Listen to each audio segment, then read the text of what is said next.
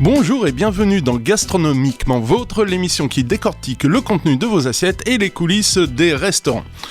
Aujourd'hui, j'ai la chance d'avoir à mes côtés un homme des plus surprenants. Il va faire monter la température, non pas qu'il soit chaud bouillant, voire même sexy, mais il sait rehausser le piquant de nos plats et par ses sauces pimentées. Bonjour Joseph. Bonjour. Voilà, alors Joseph, c'est quelqu'un que je connais maintenant depuis un petit moment, c'est un fou. Voilà, comment dire on va le présenter. Joseph, qu'est-ce que tu fais dans la vie ?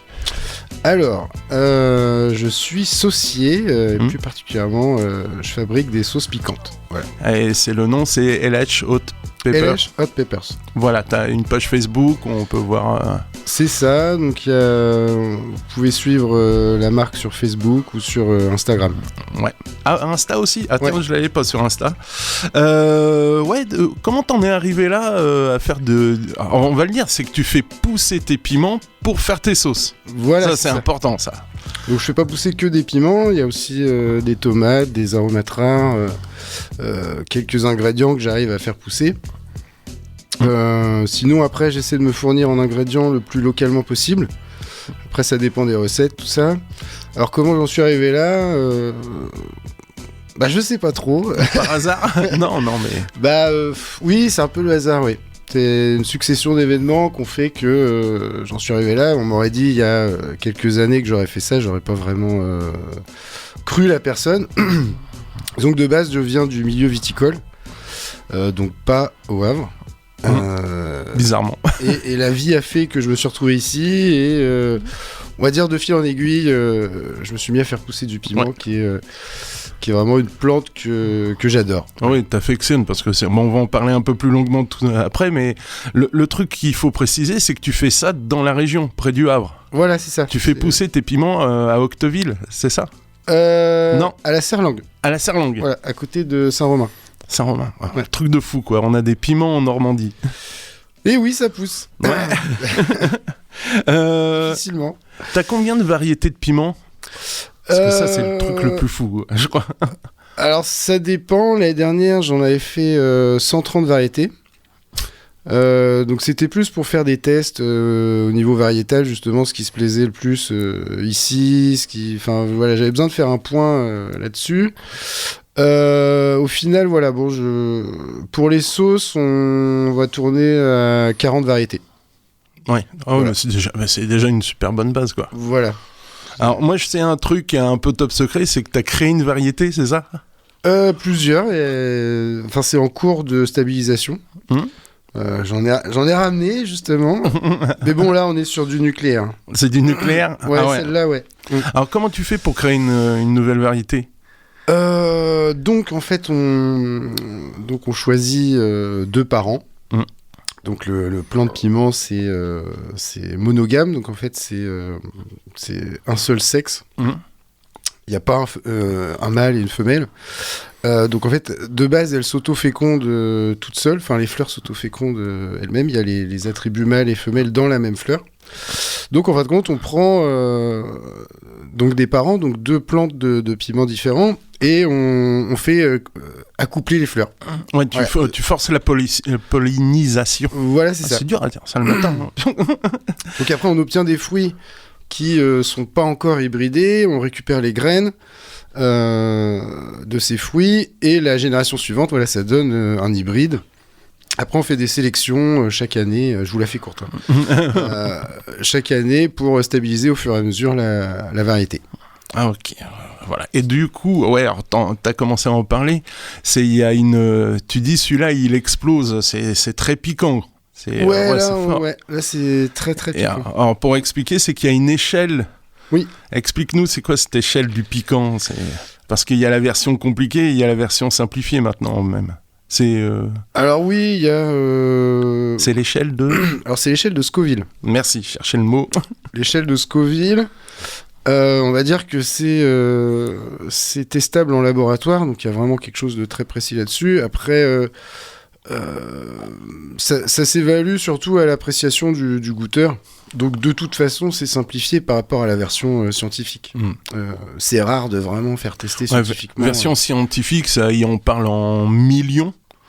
Ça va jusqu'à plusieurs millions, ouais. Et alors que la version simplifiée, c'est une échelle sur 10, je crois, c'est ça? Il y a plusieurs échelles simplifiées. Ouais. Alors, on le retrouve des fois sur certains produits. C'est, la plus simple, c'est 3. C'est très peu piquant, moyen et très fort. Oui, là, c'est la version la plus simple que j'ai vue. Moi, j'en connais une qui tourne autour de 10. Et quand on arrive à taper sur les 10, c'est extrêmement...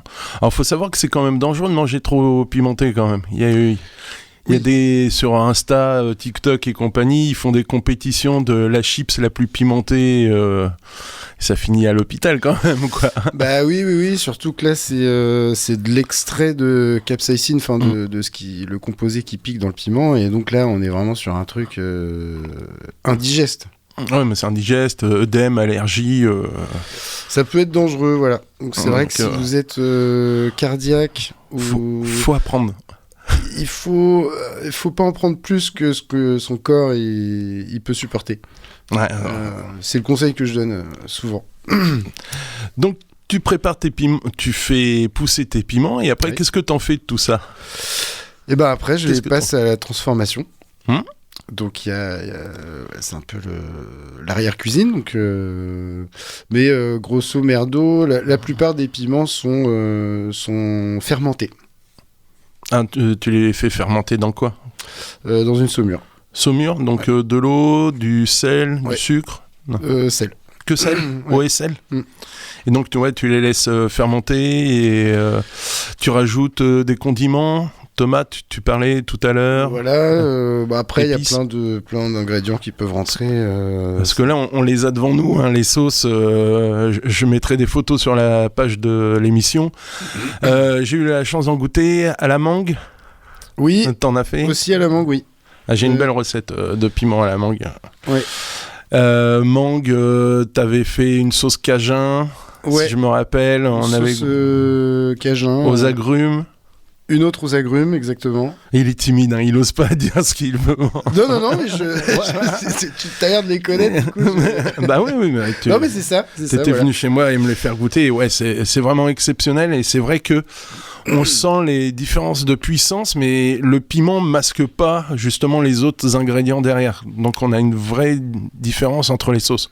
Ouais, c'est l'idée, Ce que je veux dire, c'est pas du tabasco, du vulgaire tabasco où ça fait que piquer, il y a rien dans le tabasco. Alors, le tabasco n'est pas vulgaire, oui. Ah, vas-y, défends le tabasco. Bah oui, c'est une institution, ils ont leur manière de faire, tout ça, c'est... Alors, je sais pas la date, ça, depuis quand ça date, mais je crois que c'est plusieurs siècles. Hein. Ouais, c'est en 1800. Ouais, voilà. Donc non, le tabasco, il n'a pas d'autre prétention que d'être du tabasco. Hein. Donc en fait, c'est une variété spéciale qui s'appelle le tabasco. Donc ça vient de Louisiane aussi. Donc comme les cajuns, tout ça. Puis en fait, c'est vieilli, c'est fermenté aussi, puis c'est vieilli dans des fûts. Donc pendant plusieurs années et tout, non, c'est quand même... la légende raconte que Tabasco a été inventé parce que des fûts ont été oubliés sur le quai. Oui. Parce qu'ils devaient être embarqués pour l'Europe. Donc c'était de l'huile et les piments dedans. Alors l'huile, c'était pour la conservation des piments. Ils ont été oubliés en plein soleil. Ils ont cru que c'était invendable. Ils ont ouvert, ils ont goûté parce que ça faisait une sorte de pâte. Et ils ont dit, mais non, en fait, c'est génial, c'est même meilleur. Et du coup, c'est comme ça qu'ils ont inventé le Tabasco. Alors, c'est la légende. Hein. Après, ça... Oui, mais il y a un petit fond de vérité. Ouais, donc la préparation, ça se conserve comment? Combien de temps tes sauces? Ça dépend. Une fois que c'est ouvert, c'est 3 mois dans le frigo, comme les cornichons. Ouais. Voilà. Donc, non, c'est cool. Non, moi, j'ai goûté. Ouais, j'avoue que c'est assez top. Et où est-ce qu'on peut trouver tes sauces? Elles sont pas encore pas encore, c'est bientôt. Voilà, ça avance, voilà, doucement. Alors, pour faire un super produit, ça va prendre un peu de temps. Et t'as déjà une petite idée, non? Des épiceries locales, chez les primeurs, les restaurateurs? Au Havre, oui, il y a 2 endroits où ça se profile. Alors, je préfère pas en parler tout de suite. Non. Voilà, mais bon, oui, il y a 2 endroits où ça va être physiquement possible de les trouver, ouais. Non, mais ça, c'est chouette. Oui. Non. Peut-être un peu plus, mais bon, voilà, 2-3 endroits. Ouais. 2-3 endroits. Ouais. Non, mais c'est bien, vaut mieux faire et petit. Sinon, sur Internet. Ouais, sur Internet, voilà. Donc, LH Pepper. Hot Peppers. LH Hot Pepper, pardon. Ouais. Dans les goûts extrêmes, parce qu'il y a le piment, mais moi j'ai goûté aussi des trucs qui envoient du lourd, genre les trucs hyper acides. Je sais pas si t'as déjà goûté des citrus. Très acide. Ah ouais, moi j'ai goûté certains agrumes. T'es loin du citron de Menton qui est tout en douceur, que tu peux manger comme une orange. Là, ou le yuzu qui a peu d'acidité et beaucoup de parfum de citron vert. Oui. Mais ouais, je pensais à ça parce qu'il y a moi par exemple, je déteste l'amertume. Donc d'accord. Tout ce qui est orange amer, tous les spritz americano, ça c'est pas pour moi, tu vois, ça passe pas. Bon. Mais ouais, peut-être avec un peu de piment quoi pour masquer le goût. Ah, je sais pas. Alors après, c'est pas vraiment fait pour masquer les goûts. Hein. Une amertume, tu vas l'avoir quand même normalement. Ouais. Enfin, moi j'adore ce produit. J'avoue que, moi je suis cuisinier, donc moi j'ai pas l'approche que toi tu fabriques des sauces. Moi j'ai souvent l'association d'idées plutôt, la cajun. Je vois tout de suite un pulled pork ou un poulet rôti fumé en même temps dans ces barbecues américains, parce que je vois la sauce cajun direct. Bah oui. Cajun, pour moi, voilà, on est en Floride, Louisiane, donc c'est associé directement à la cuisine américaine. C'est ton piment sur une base de mangue, j'irais plutôt sur une cuisine indienne, ou voir sur des poissons blancs, ou un poulet fermier normand, ou du veau, ça pourrait très bien matcher. Enfin voilà, c'est un très très beau produit. Merci beaucoup. Je t'en prie. On va se faire une petite pause musicale, on va s'écouter Forelise de Saint-Motel. Voilà, un peu de douceur en cette matinée. When it's tough, when you get stuck, you hit the wall of the writer's block. You need a spark, a light in the dark, so get you out of your head and into your heart.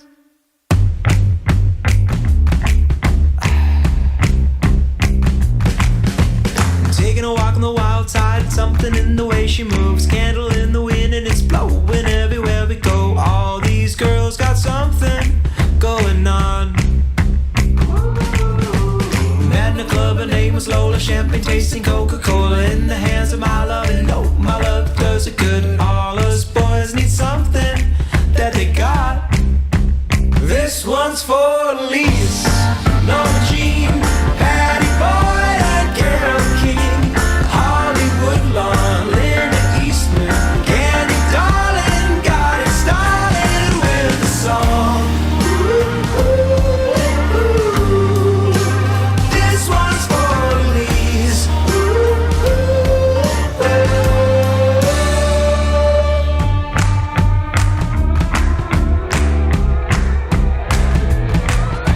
The muses of the Greeks and Romans, still the immortal beloved Beethoven, they all lit a spark, and you know that they got it going. Shout out to the girl over there in my chair.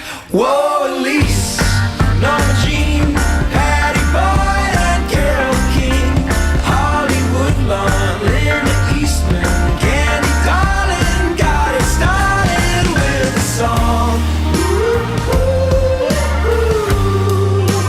This one's for Elise.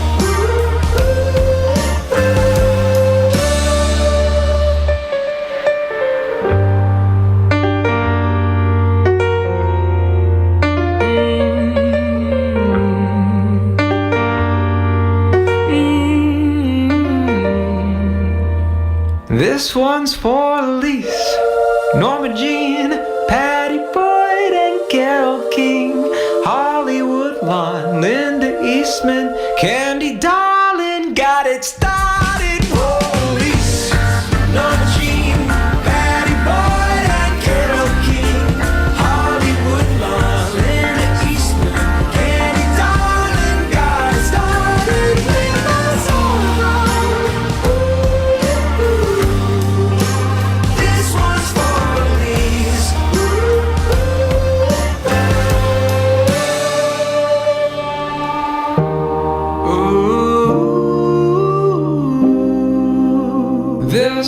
for Elise. Ooh, this one's for Elise. Ooh, this one's for Elise. Ooh, this one's for Elise. Voilà, un peu de douceur, comme je le disais tout à l'heure, avec une grosse pensée pour Henri, qui est pas là ce matin parce qu'il est malade, le cochon. Voilà, c'est For Elise de Saint-Motel sur West Track Radio. Et justement, Henri, il a quand même bossé, tu vois, même s'il n'est pas là en ce samedi matin avec nous, parce qu'on avait parlé beaucoup de réseaux sociaux avec lui, et moi je lui avais parlé de Le Feu sur YouTube. C'est un monsieur qui prend des recettes sur Instagram un peu farfelues et il se moque d'eux, il désamorce tout ça. Et Henri, cette semaine, a eu la chance d'interviewer le gros Adri, qui, sur le même concept, analyse et décortique des recettes. Alors, je vais en citer une ou deux. Par exemple, 1000 feuilles de pizza. En gros, tu achètes 6 pizzas industrielles que tu empiles et que tu mets au four. Et une fois sorti, tu recouvres de forcément tranches d'ananas et de cheddar fondu. Enfin, voilà. Des trucs pas forcément très appétissants. Et si vous le voulez bien, je vous laisse écouter cette interview du Gros Adri par Henri. Et voilà, sur West Track Radio, on est avec Gros Adri, donc un influenceur que les amateurs de mauvaise cuisine et de recettes absurdes connaissent bien. Alors, est-ce que tu peux te présenter un peu aux auditeurs pour ceux qui ne te connaissent pas encore? Je sais que tu as beaucoup de fans chez nous au Havre, mais pour ceux qui ne te connaissent pas encore, quelle est ta mission sur cette terre? Alors, c'est une très belle présentation. Hein. Non, je fais pas que de la merde non plus. Je m'appelle Gros Adri, je fais du contenu sur les réseaux autour de la food et j'essaie de taper sur les doigts des gens qui font, on va dire, de la merde sur les réseaux avec de la nourriture, et j'essaie de pousser et de mettre en valeur les gens qui, au contraire, essayent de se casser un peu le cul en parlant encore une fois poliment pour les aider. Et puis voilà. Alors c'est vrai que j'ai présenté le versant La Face Obscure, mais, ouais. mais qui est quand même celle qui t'a fait peut-être un peu plus connaître encore, je ne sais pas. Oui, bien sûr. Qui est la plus spectaculaire, on va dire, et puis la plus drôle, parce que l'autre n'est pas forcément drôle, elle est plus intéressante peut-être, elle est plus instructive, mais c'est vrai qu'on la connaît moins. Et j'ai l'impression que par exemple dans le détail sur le compte Instagram, c'est principalement les mauvais élèves que tu pointes du doigt. Ouais, exactement. En fait, on essaye de poster une vidéo par jour, justement, de react avec des vidéos, donc, comme tu dis, des bac plus 8 de l'alimentation. Et on essaye aussi, par contre, un peu moins souvent, on essaye de tenir à une fois par mois une vidéo beaucoup plus long sur YouTube, où c'est des formats complètement différents. Oui, où là, tu vas plutôt mettre en avant, justement, des chefs, des artisans, ouais, pas que. Pas que, mais ouais, exactement, ouais, des restaurateurs, des artisans, voilà. Alors toi, tu es, je crois, du Bugey, c'est ça, non? Du Haut-Bugey, il me semble. Hein, je suis de l'Ain, à toute base, donc à côté d'Oyonnax. Un pays où on mange bien quand même dans l'ensemble. Ouais, après ça fait une quinzaine d'années que j'habite à Lyon, donc c'est vrai qu'on y mange bien aussi. Ouais, c'est comme t'es dans l'Eldorado. Et dis-moi, comment est-ce que tu es venu à aimer, t'as un souvenir précis qui t'a fait rentrer un peu dans ce domaine de la cuisine, de la gastronomie Alors moi, la cuisine, je te coupe, mais la cuisine, en fait, moi je suis pas du tout là-dedans à la base. J'avais une grand-mère qui a tenu un hôtel-restaurant dans le Haut-Jura pendant toute sa vie, donc j'ai un peu vu, même si c'était vraiment la fin. Ma mère a toujours bien cuisiné, j'ai toujours aimé la cuisine. J'en ai jamais fait un métier, mais c'est vrai que du coup, pour revenir un peu à ce que tu disais tout à l'heure, je tape sur les doigts des mauvais élèves parce qu'en fait, moi, c'est vraiment un truc que je comprends pas. Juste pour des vues, balancer de la nourriture à la poubelle, alors qu'il y a énormément de gens qui crèvent de faim. Pour moi, ça c'est vraiment quelque chose que encore aujourd'hui, je comprends pas, quoi. Oui, et puis je suis entièrement d'accord avec toi. C'est vraiment même odieux parce qu'on jette de la bouffe et puis c'est clairement ça. Je pense qu'au début, peut-être un peu plus, il y avait des gens qui faisaient très mal, mais en voulant faire bien, quoi. Là, on a l'impression vraiment maintenant, quand les mecs sont dans un chiotte, excusez-moi d'être vulgaire, mais enfin, ils sont autour d'une toilette où normalement on fait ses besoins, ils sont en train d'essayer de faire une ragougnasse là-dedans. personne peut penser qu'on est sérieux en faisant ça, quoi. Mais bien sûr. En fait, au pire des cas, moi, ça me dérangerait pas qu'ils fassent de la merde et que derrière, ils y bouffent. Moi, bon, si c'est ton délire, pourquoi pas, tu vois. Mais après, là, c'est vraiment juste pour les vues et derrière, ça part à la poubelle. C'est inadmissible, quoi. Et j'allais dire, les plateformes qui diffusent ça, finalement, YouTube, etc., ils ont pas une responsabilité là-dedans? On pourrait pas... Mais justement, tu vois, là, ça fait quelques semaines là que j'essaye dans mes reacts, enfin dans les vidéos sur Instagram, d'appeler à la communauté pour signaler les comptes. J'aimerais, tu vois, que tous ces comptes-là ferment et qu'ils ne puissent plus faire de thunes, quoi. Bah, je trouve que ça serait, si tu veux, dès lors qu'on, et à juste titre, qu'on interdit je sais pas, par exemple, une ordure qui torture des chatons, et ben, on ferme le compte. Bien sûr. Là, on jette de la bouffe. Enfin, je veux dire, c'est quand même pas n'importe quoi. Il y a des gens qui ont faim, et on rigole avec ça. Enfin, je veux dire, on fait de l'argent avec du gâchis. Je trouve que tu as raison d'appeler là-dessus. C'est drôle si on veut, mais c'est quand même assez grave au fond. Bah, on essaie, oui, d'y amener quand même une touche comique pour, sensibiliser via l'humour. Mais c'est vrai que, j'aimerais qu'il y ait beaucoup plus d'influenceurs qui fassent la même chose que moi. Et il doit y en avoir, hein, je connais pas tout le monde, mais j'aimerais que, ça soit un effet de masse et que tous ces gens-là, en fait, ne puissent plus faire de vidéos comme ça, quoi. Ouais. Est-ce que tu arrives toujours à distinguer, parce qu'il y en a peut-être encore dans le tas qui restent des gens qui font pas ça pour les vues, qui mangent vraiment. Par exemple, j'ai remarqué qu'il y a une nouvelle tendance, c'est en Asie, là, avec des crapauds qu'on met dans de la braise directement. Ouais. Alors, est-ce que ça, c'est des traditions ou c'est encore aussi du fake? Il y a deux choses, c'est que dans les vidéos qu'on a sur la chaîne, il y a les Américains, donc là-dessus, c'est les palmes d'or. Les plats en alu. Voilà. Et en fait, il y a tout ce qui est culturel, donc tout ce qui va être en Inde, dans les pays asiatiques et tout ça, où c'est vrai que c'est un peu plus compliqué pour nous parce qu'on n'est pas sensibilisé. Ouais. Et il y a énormément de plats, moi, où j'ai un peu forcé le trait. Et c'est vrai qu'en me renseignant après, derrière, effectivement, il y a énormément de recettes qu'on connaît pas, c'est pas notre culture. Et c'est vrai que au premier abord, ça peut un peu choquer, quoi. Oui.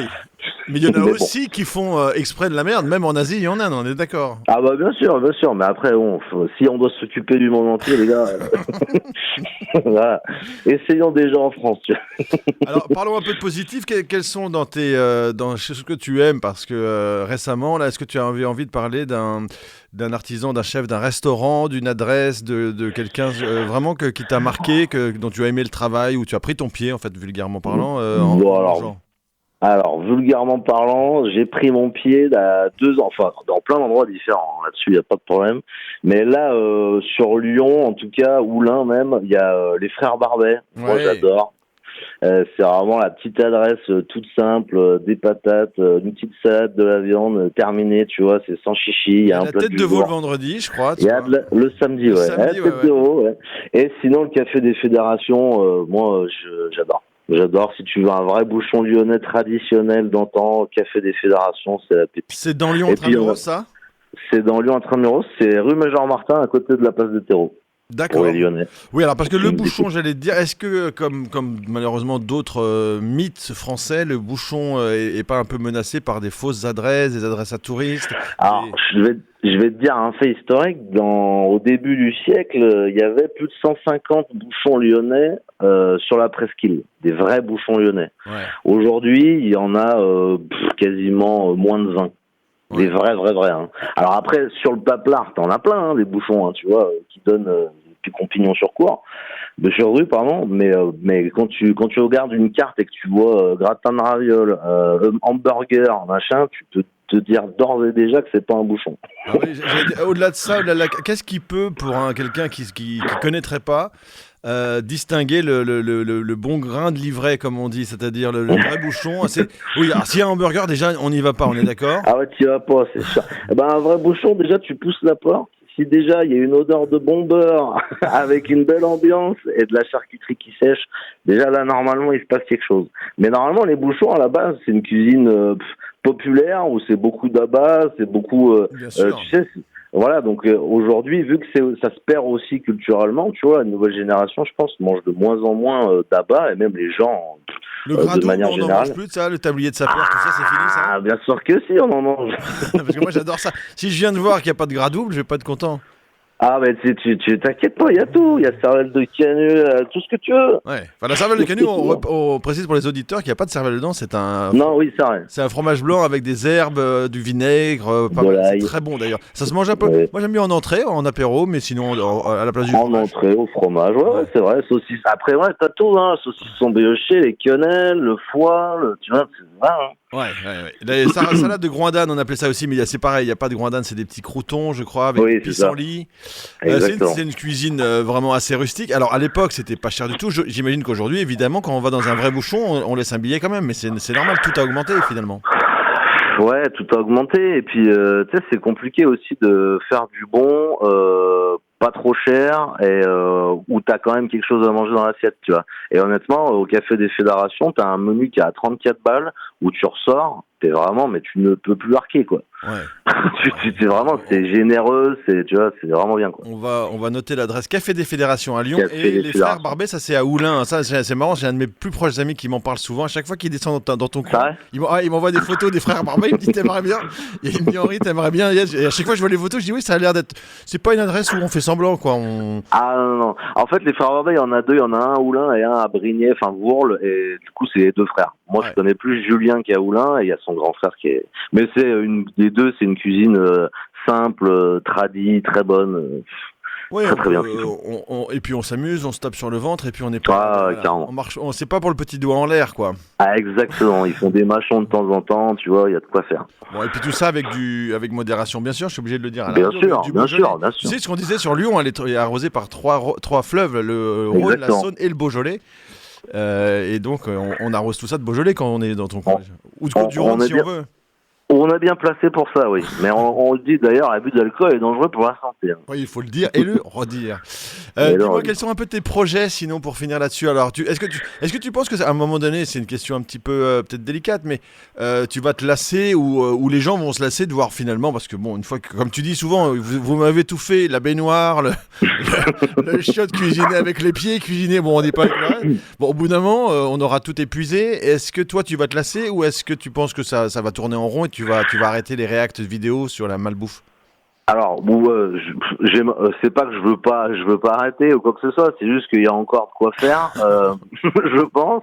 Après, maintenant, effectivement, comme tu disais, là, le but cette année, c'est un peu YouTube, et c'est vrai qu'on va essayer de faire de plus en plus de formats beaucoup plus longs sur d'autres choses. Donc, on ira toujours voir des restaurateurs, on ira toujours voir des artisans, mais c'est des vidéos qui prennent quand même un peu plus de temps à faire. Et à côté aussi, j'aimerais booster un peu plus le React, mais à d'autres choses que de la cuisine, tu vois. Ouais. Parce qu'en fait, bon, si j'ai bien compris, les gens qui me suivent aiment bien la gouaille, aiment bien le personnage, et je pense que, bien sûr qu'il y a le côté cuisine, mais on peut parler d'autres choses et se marrer tout autant, quoi. Donc, voilà.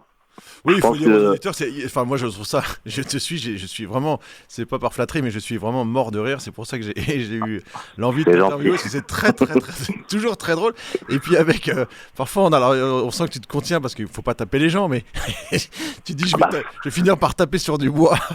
Ah mais je te jure, ouais. mais heureusement que je me contiens, je te jure, si je pouvais dire tout ce que j'avais dans la tête, mais je censurerais tout de suite. Quoi. Non, c'est très très drôle, vraiment, allez regarder Gros Adri, alors c'est sur quoi, sur Instagram, sur... Gros Adri sur Instagram, Facebook, YouTube, voilà. Ouais, ça, c'est Gros Adri, vous pouvez pas me louper. Ouais, et qu'est-ce que je voulais te dire? Donc oui, donc plus de YouTube cette année, plus de projets... Plus de YouTube, et puis à côté de ça, moi je suis dans la musique aussi à la base, donc j'ai mon groupe qui s'appelle Big Junior, où là on est en train de reprendre.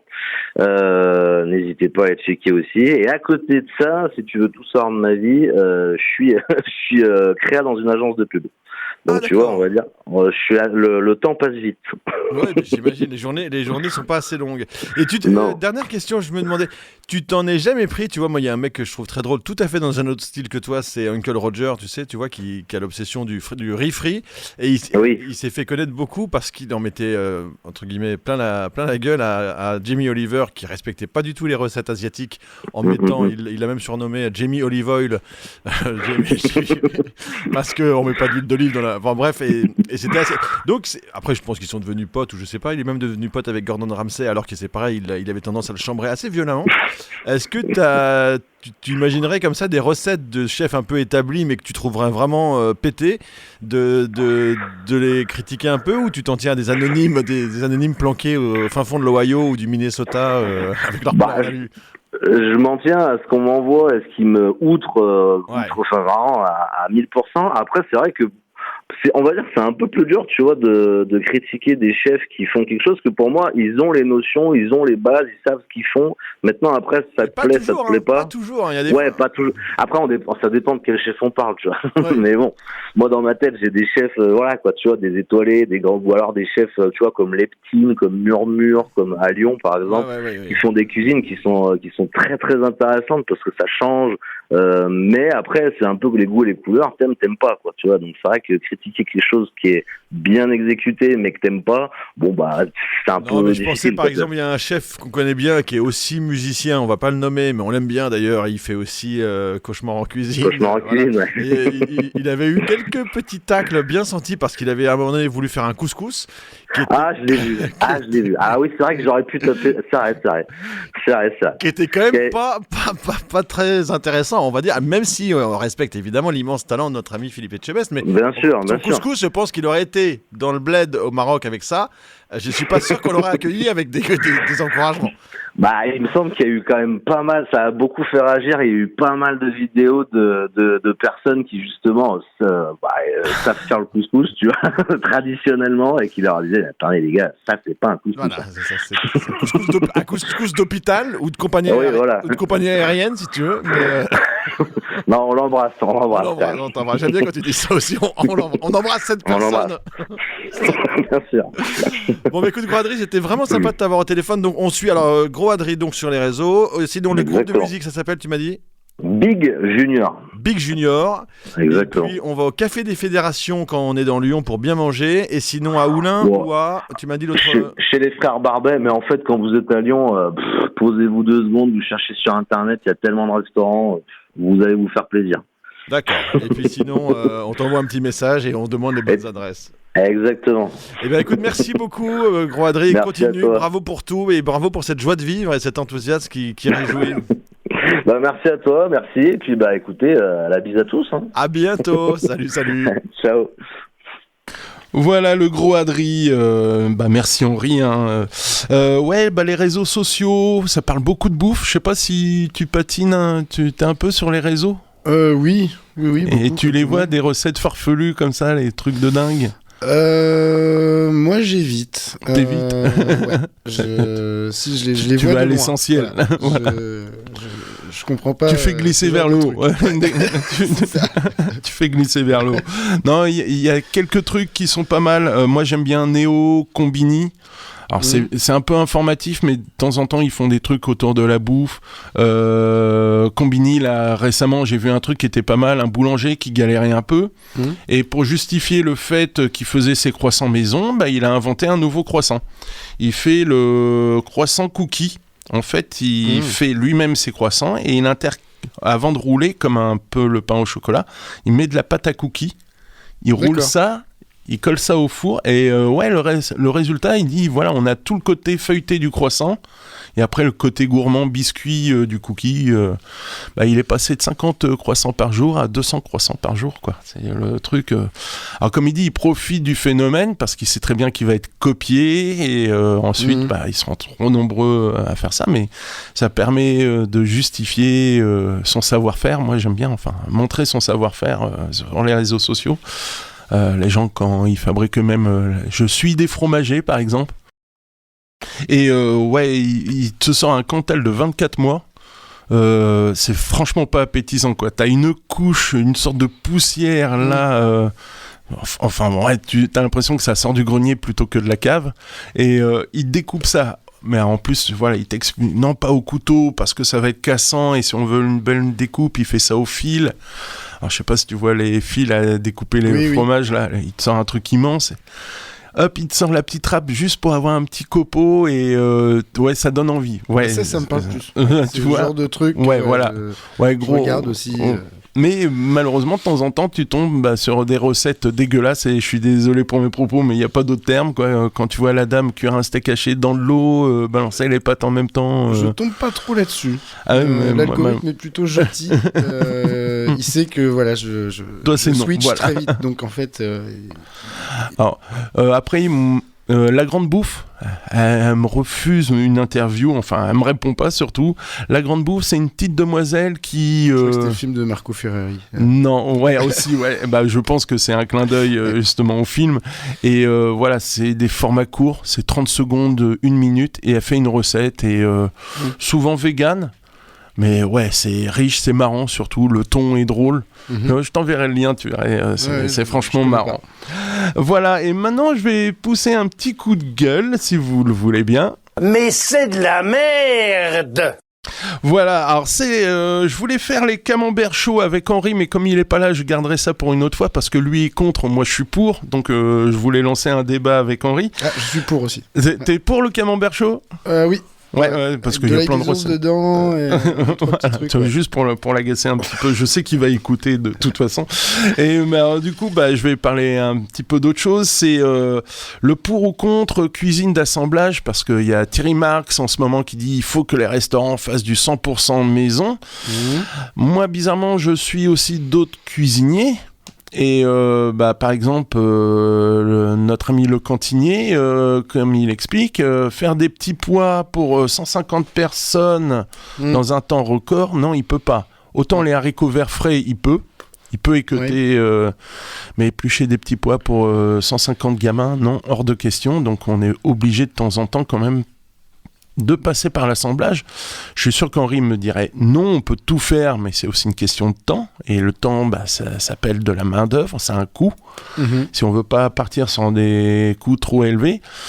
Je vais illustrer mes propos. Par exemple, dans mon restaurant, cette semaine, on a un petit croissant avec du fromage frais, herbes fraîches, de l'ail, de l'échalote, du persil, ciboulette et du saumon. Alors, le saumon frais, ça, il n'y a pas de problème. On lève les filets, on les arrête, etc. On le passe au four, salé, poivré, épicé, au four à bois pour lui donner ce petit goût de fumée. On l'émiette, rien de compliqué, ça fait maison. Fromage frais, je ne suis pas fromager, donc je suis bien obligé d'acheter du fromage frais tout fait. Bah oui. Que...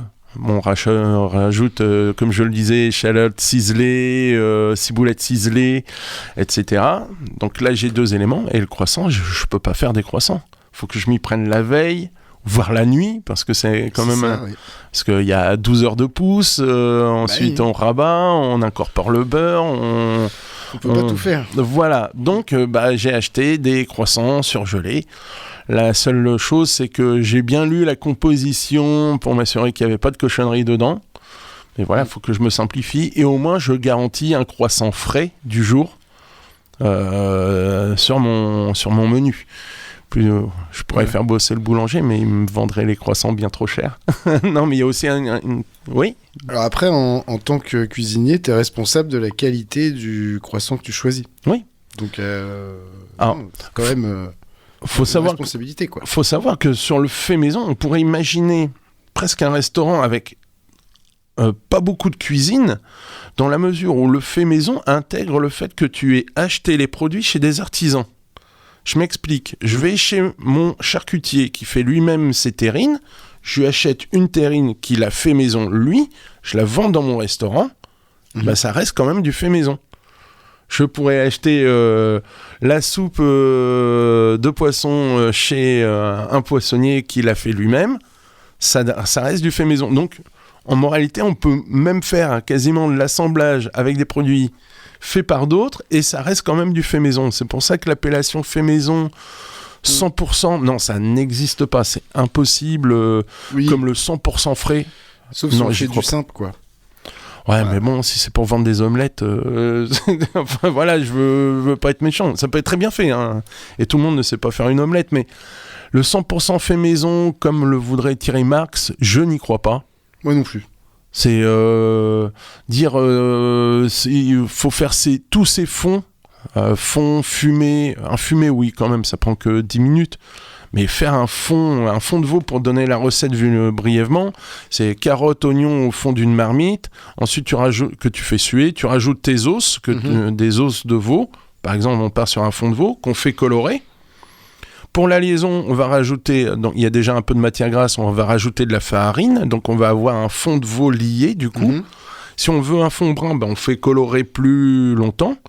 Ensuite, on rajoute de l'eau et on laisse cuire ça pendant 3-4 heures. Sachant que la conservation légale d'un fond fait maison, c'est 24 heures, donc il faut faire ça tous les jours.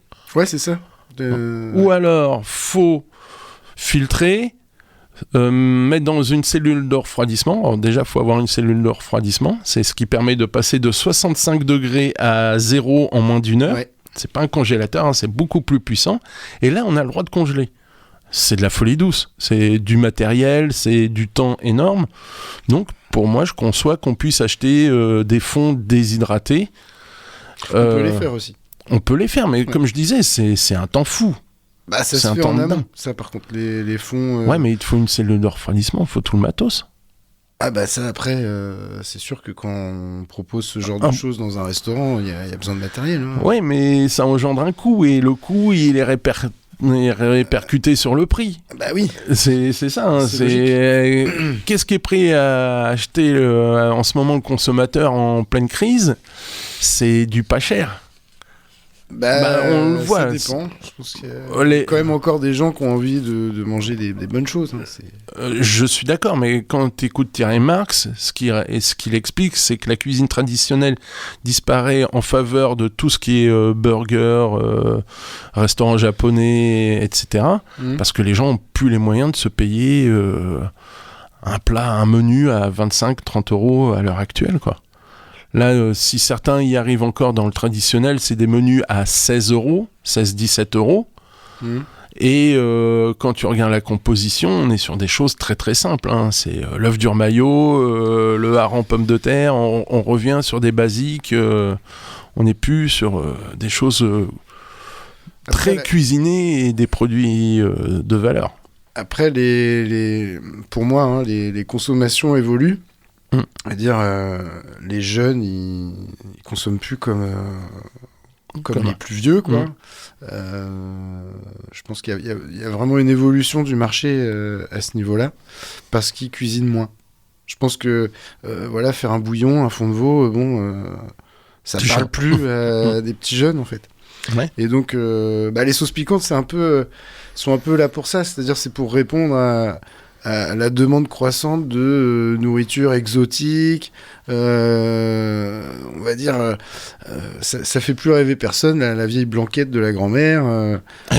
Oui, ça me fait rêver, mais alors c'est peut-être un peu cliché ce que je veux dire, mais pour les plus jeunes, il y a quand même une évolution du marché vers des trucs plus fast-food, exotiques. C'est pour ça qu'il y a une je suis un peu entre les deux, c'est pour ça que... Ouais, mais c'est pour ça qu'il y a aussi une explosion, comme tu dis, il faut que ça aille vite. On est sur des générations alors que dans la cuisine, on veut prendre notre temps. Voilà. Et c'est pour ça que les Cookéo, les air fryers et toutes ces machines-là qui permettent de cuisiner en différé ou rapidement explosent. Les ventes explosent. Exactement. Mais... tu fais pas un fond de veau au air fryer. Au Cookéo, peut-être. Ah non, un fond de veau au air fryer, ça va être un peu... Non, mais... voilà. Non, mais j'en déconne, mais... Voilà, c'était juste pour dire, mon coup de gueule, c'est, faire attention de dire le 100% fait maison. Je n'y crois pas. Je veux dire, même... J'ai vu des restaurants gastronomiques, je citerai pas de nom, mais ils faisaient pas leur pâte feuilletée, quoi. Moi, je fais mes vulgaires biscuits apéro, mais au moins, je fais mon feuilletage. Ah oui, non, quand on est gastronomique, on est censé faire un certain niveau. Bizarrement, parce que c'est trop long, parce que il y a de l'imperfection. Non, c'est pas long. Moi, je le sais que c'est pas long. En plus, c'est des temps différés. Le feuilletage, ça va. Crois-le ou pas, la plupart ne font pas leur feuilletage. C'est très très rare. C'est pas bien. C'est mal. C'est mal. Une petite tape sur la main. Oh, ils sont vilains. Après, si on est gastronomique, on doit répondre. Chercher l'excellence au prix, quoi. Alors chercher l'excellence, là, c'est au-dessus même je dirais du gastronomique. Mais si tu cherches, moi gastronomique, ce qui justifie le prix, c'est de chercher une expérience. Donc il y a la notion d'excellence, le décor, Alors, tout le tralala. Ouais. Déjà, c'est veux pas bien. mal, mais non, faites vos feuilletages, voyons. mais passion. voilà, c'est Et tout vos con. fonds de veau. Qu'est-ce que c'est bon. Voilà. Alors, merci beaucoup, Joseph. Avec plaisir. Voilà, LH Hot Pepper sur Peppers. Ouais, je suis une brêle en anglais, je suis désolé. Sur Instagram, sur Facebook. Oui. Voilà, on peut voir tes productions, tes mutants génétiques. Non, j'en rigole, tes hybrides qui sont bien gérés. Voilà, c'est plein de... Je mettrai les photos, promis. C'est magnifique. Merci. C'était Gastronomiquement Vôtre. Vous pouvez retrouver l'émission sur toutes les plateformes en podcast, sur toutes les box. On est sur YouTube, Deezer, Spotify, on est sur toutes les box. Alors, plus trop SFR, d'après ce que j'ai compris. non, parce qu'ils sont en vente et tout, ça va être le bordel. Non, c'est pour rire. Voilà, vous pouvez réécouter l'émission un peu partout. Et comme disait Joël Robuchon... Et bon appétit, bien sûr.